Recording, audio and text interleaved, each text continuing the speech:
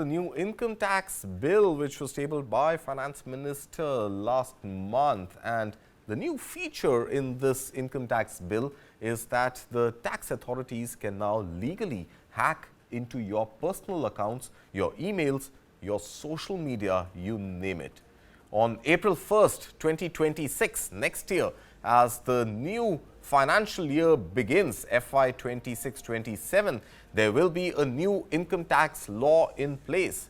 Now, among the much talked about simplification of the language of the old income tax bill and ease of tax filing, the Income Tax Department will have the power to access digital information of individuals who they suspect of tax evasion. Well, you would think there's nothing new about that, right? Well, not really. The taxman or woman, as the case may be, will have the legal authority to access your personal social media accounts, your personal bank accounts, emails, and other fintech or online investment platforms that you use for your trading or investments. Now, this new feature comes under Clause 247 of the Income Tax Bill, which gives the power to the government and increases the capability of government agencies to investigate deeper. So, what does the change in the law exactly say? Well, let's compare it with the existing law. The existing law, Section 132 of the current Income Tax Act of 1961, gives liberty to income tax officers to search and seize premises if they are under the impression that a person is trying to hide financial documents or hidden income. It also allows them to break locks if needed. But in changing times and traditional transactions making way for digital ones, the new income tax bill is expanding the scope by providing tax officials the power to gain entry into personal and financial data stored digitally. So, which platforms and servers come under the new bill? Well, let's try and decode that for you. First, of course, is your email servers, which means that server level access will be granted to the IT authorities to go ahead and dig out any email, a personal email that could have some sensitive information. Now, that's not all. There's also social media accounts. So, your social media accounts, which you thought were absolutely private and you could restrict who sees and who doesn't see what you post on social media, is something that the new income tax bill will challenge, and the tax authorities will be able to break into your social media accounts and get an understanding of what you're up to socially.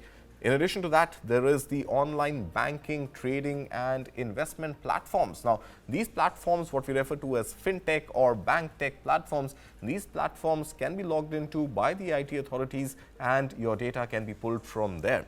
Then, of course, there are websites which are storing asset ownership details, and this perhaps could be the crypto exchanges and other websites that are used for any sort of illegal activities, which may include gambling or betting. These could also be now viewed in detail by the income tax authorities. Then, of course, cloud storage and remote servers. The Income Tax Department will have access to all those, as well as digital application platforms. So, it basically means that if the tax officials believe that someone has committed tax fraud or tax evasion, then they don't need that person's consent to break into these digital platforms.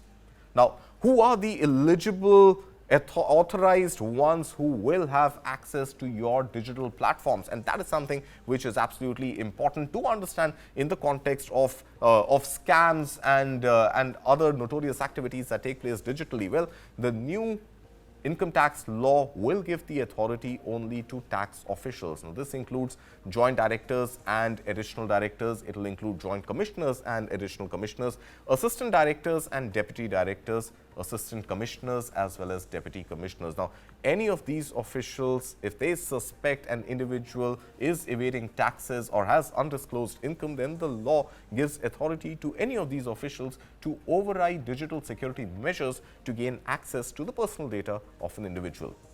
Now, there are certain questions that get raised, and the first question is about the breach of privacy and legal obstacles. Now, that's something that perhaps could be contested under Article 21 of the Constitution of India under the fundamental right to life and personal liberty.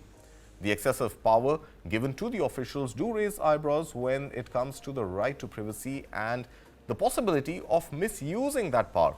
The intent of the law may well be to catch tax evaders, but how will the government ensure that this is not abused? Well, we will leave you with those questions to ponder over.